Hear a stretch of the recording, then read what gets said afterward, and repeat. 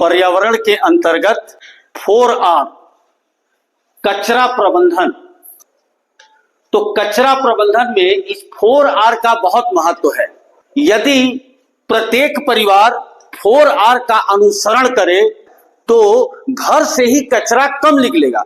अब ये तो डस्टबिन सभी जानते हैं, तो अक्सर गांव में कहा जाता है सूखा कचरा गीला कचरा, वही है। सड़ने वाला कचरा इसमें और न सड़ने वाला इसमें ना, तो हमेशा कचरा उसी बॉक्स में डालें जिस बॉक्स में उसकी जगह हो। अब आइए कि 4R में जो 4 अंग्रेजी के R हैं उसको कैसे प्रत्येक परिवार अनुसरण करेगा।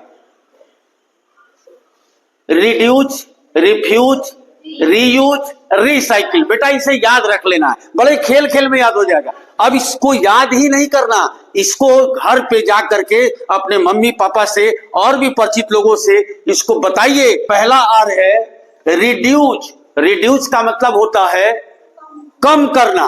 रिड्यूस का मतलब कम करना। अब इसका मतलब क्या है भाई? मतलब ये कि जितना खाना है उतना ही खाना लो। लड़का का करला सा हतला खाना ले ले थरिया में, आ खाई तनकी सा आ ले जाके फेंक के कूड़ा में, तो बेकार हो जाएगा ना, वो बिल्कुल बेकार हो जाएगा। इसलिए बेटा रिड्यूस का मतलब कम करना, यानी कि जितनी जरूरत है उतना ही थाली में लो ताकि कचरे में जाने का सवाल ही ना हो।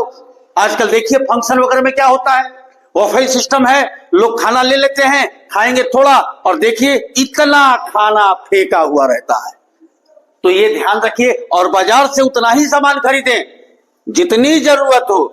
अब आलू 1 किलो घर में लग रहा है, एक ही बार खरीद के ला दिए 20 किलो, पता चला सड़ गया, फेंकेंगे आप। इसलिए जितनी जरूरत है उतना ही सामान खरीदना है। दूसरा R रिफ्यूज। क्या करना है? रिफ्यूज करना है, मना करना है। क्या मना करना है भाई?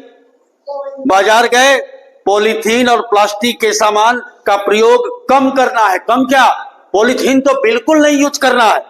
आप बाजार गए, सब्जी लिए, सब्जी वाला तुरंत क्या करता है, तो पॉलीथीन में डाल के आपको दे देता है और आप लेके घर चले आते हैं। मना करिए, हम पॉलीथीन का प्रयोग नहीं करेंगे। आखिर पॉलीथीन क्यों मना किया जाता है, क्या कारण है? इसलिए बेटा कि आप तो पॉलीथीन में घर सामान लाए, खाने पीने वाला सामान यूज कर लिया, पॉलीथीन को उठाकर फेंक दिए।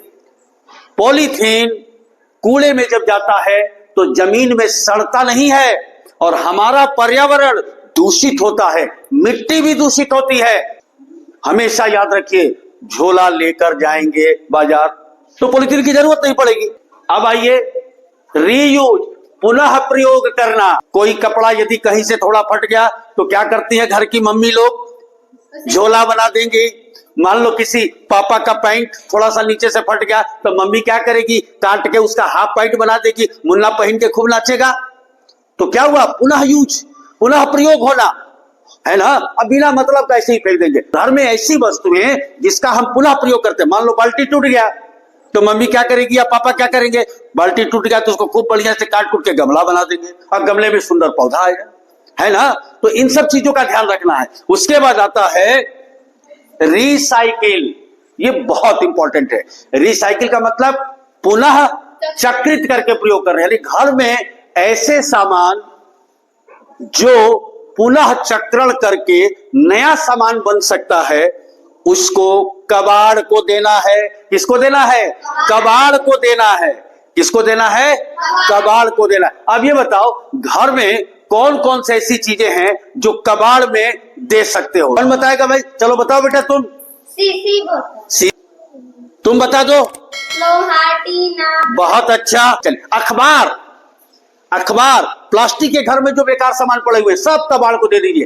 कबाड़ वाला क्या करेगा? ले जाकर के गोदाम में देगा, गोदाम वाला छांट करके सामान को फिर कंपनी में ले जाएगा। अब वो कंपनी में रिसाइकिल होकर फिर नया नया सामान बाजार में आ जाएगा और पैसा देकर हम खरीद लेंगे। तो इससे क्या होगा? कचरा कम निकलेगा। यानी सभी परिवार 4R का अनुसरण करे तो हमारे घर से कचरा कम निकलेगा। 4R क्या है? थोड़ा उत्साह से बोलिएगा। Reduce, refuse, reuse, recycle. ठीक ना? धन्यवाद।